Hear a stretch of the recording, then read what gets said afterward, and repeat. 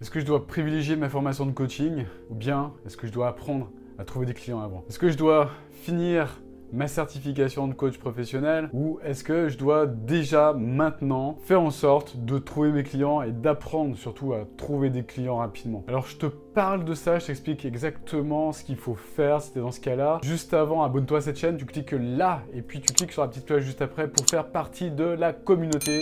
Rejoindre cette communauté et puis recevoir également tout ce que je réserve à ma communauté en termes de contenu gratuit. Voilà, ceci étant dit, je suis inspiré par rapport à cela, par rapport à cette thématique. Qu'est-ce que je privilégie entre ma formation de coaching ou bien le fait de trouver des clients? J'étais inspiré par un message qui m'a été envoyé par Marie qui est dans cette situation, qui est actuellement en formation de coaching. Donc je vais te faire bénéficier de mon point de vue et puis surtout je vais te parler de ce qui s'est passé pour moi, de mon expérience, pour que tu puisses être aidé par rapport à ça. Moi je me suis formé au coaching, j'ai fait une certification de coach professionnel il y a quelques années de ça, dans une grande école, une école de management, une des meilleures en France. Ce qui était cool en fait dans cette formation, c'est que j'ai appris en marchant, c'est-à-dire que j'ai bénéficié de l'aide de coachs expérimentés pour implémenter, c'est-à-dire pour coacher des personnes, mais je le faisais gratuitement.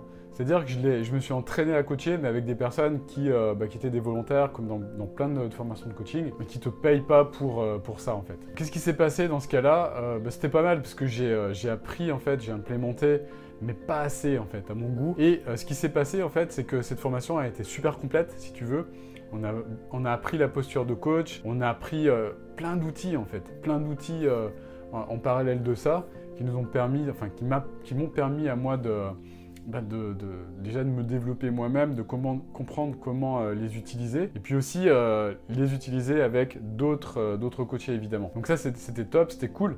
Par contre, j'ai pas eu mes premiers clients tout de suite. Et qu'est-ce qui s'est passé? C'est que entre le temps où j'ai appris les choses et le temps où j'ai trouvé mes vrais premiers clients, donc je dis vrais, c'est-à-dire les premiers clients, c'est des clients qui ont payé en fait mes formations. Et c'est ça en fait qui fait toute la différence. Entre quand tu t'entraînes avec des personnes qui ne payent pas et de vrais clients. C'est pas du tout la même chose, tu vois. C'est un petit peu comme en sport, quand tu fais un match amical, tu fais du foot ou du rugby, c'est deux sports que j'adore. Si tu fais un match amical contre une autre équipe, tu vas pas avoir le même engagement, ça va pas être les mêmes conditions, tu n'auras pas de public autour de toi. Il n'y a rien en fait qui va ressembler avec le match amical et le match de compète.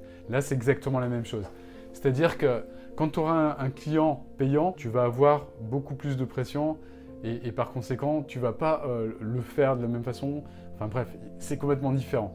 Ce qu'il faut comprendre, c'est que si tu veux vraiment implémenter les choses de la bonne façon, et ça je m'en suis rendu compte après coup, c'est que il va falloir vraiment vendre tes prestations. Ça c'est hyper important.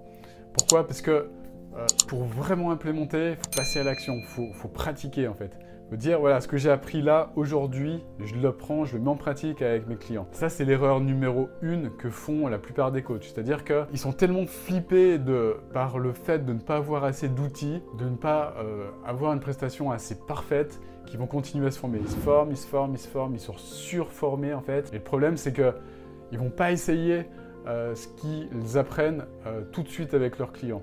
Par conséquent, ils vont oublier tout ce qu'ils apprennent. Parce que c'est comme ça, en fait, que tu retiens, c'est en implémentant, c'est en transmettant. C'est pour ça que moi, tout ce que j'apprends, en fait, j'ai remarqué que j'arrivais à l'intégrer encore plus rapidement et plus profondément quand je le retransmettais rapidement à mes clients. C'est pour ça qu'à chaque fois que j'apprends quelque chose de nouveau, ça peut être une nouvelle technique marketing, ça peut être des nouvelles techniques de coaching aussi, tout simplement, je le retransmets tout de suite. Parce qu'une fois que je le retransmets, je l'intègre moi-même, tu vois. C'est ça qui est super important. C'est quand tu mets en pratique les choses, tu les intègres. Et ce qui est important de comprendre également, c'est que entre apprendre à coacher et trouver des clients, c'est pas du tout le même niveau de difficulté. C'est-à-dire que apprendre à coacher, le niveau de difficulté, il est là. Trouver des clients, tu vois, le niveau de difficulté, il est là-haut, quoi. Il est là-haut.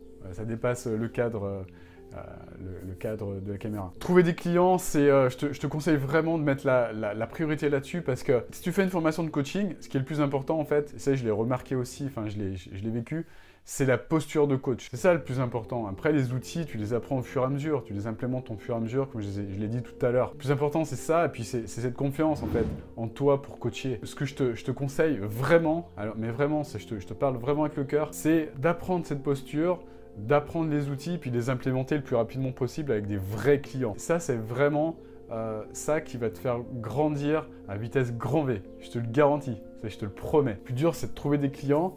Le plus dur, c'est ça va être de trouver cette bonne posture, en fait. Et surtout, moi, si les choses étaient à refaire, tu vois, il y a une personne que j'ai rencontrée aussi dans une conférence il y a quelques temps qui me demandait si c'était à refaire, qu'est-ce que tu aurais fait, Olivier? Vraiment, honnêtement, si c'était à refaire, j'aurais fait cette formation de coaching parce qu'elle était top. Et également, j'aurais pris en même temps une formation qui me permettrait de trouver des clients facilement ou un accompagnement, un coach qui m'aide à le faire. En plus de ça, donc j'aurais musclé ma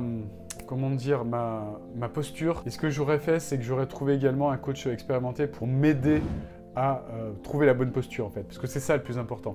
Les outils, tu les acquiers au fur et à mesure. Ça, c'est pas important, les outils, en fait. Ce qui est important, c'est surtout trouver l'alignement, la bonne thématique, trouver les personnes que tu vas aider puissamment à avoir une grande transformation.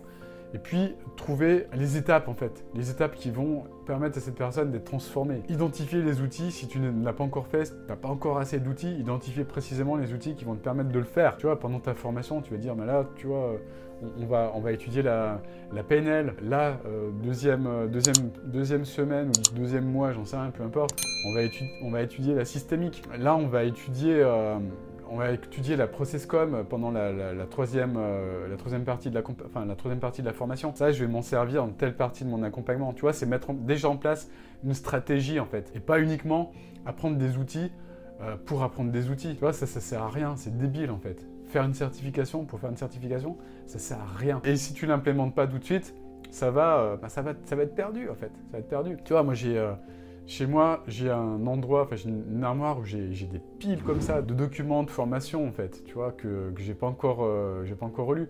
Et un certain nombre de choses que j'ai acquises pendant cette formation, je les ai oubliées, tu vois. Je les utilise pas.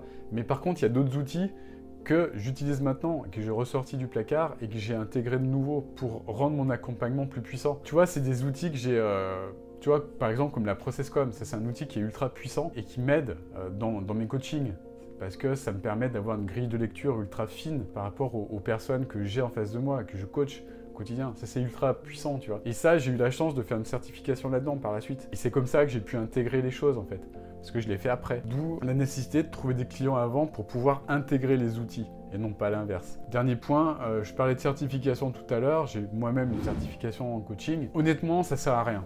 Honnêtement, ça sert à rien. Il n'y a jamais personne qui me l'a demandé, en fait. Est-ce que tu as une certification? Et jamais personne qui m'a demandé si j'étais certifié ou quoi que ce soit. La certification, c'est bien pour toi, ça te rassure. Tu te dis, ouais, super, quand j'aurai ma certification, je vais être en mesure de... Parce que on se base sur le système français où on a besoin souvent d'être diplômé pour faire les choses.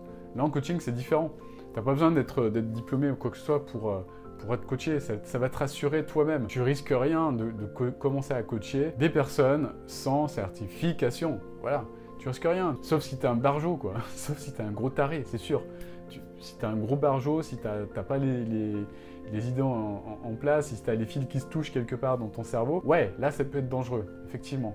Par contre, si t'es une personne qui est équilibrée, une personne qui est bienveillante, etc., vas-y, tu ne feras qu'aider tes clients en les coachant, vas-y.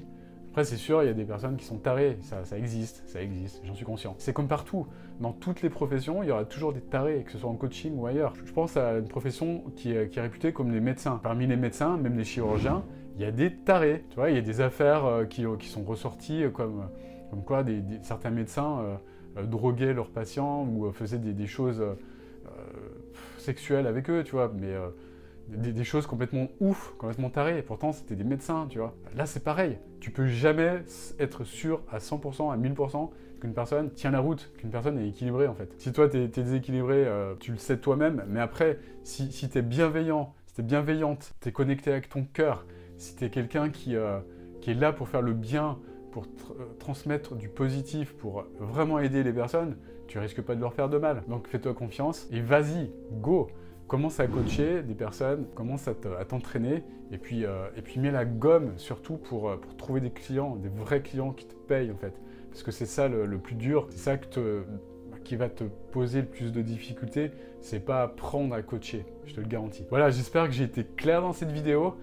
Si cette vidéo t'a plu, tu mets un gros pouce.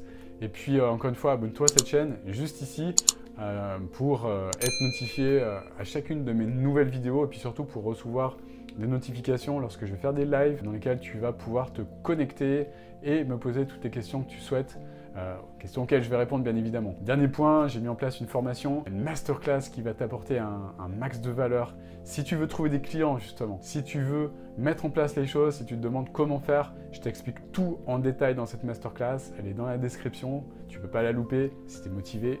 Tu t'inscris, tu regardes, tu verras, ça va vraiment t'apporter de la grosse valeur et surtout des déclics. Tu es dans cette situation, si tu es en train de te former, tu veux comprendre comment mettre en place une offre de gamme, comment trouver des clients et puis comment surtout vivre de ton activité de coaching, parce que c'est ça le principal. C'est bien beau d'être formé, mais t'es pas, si tu veux le faire comme un loisir, c'est cool pour toi.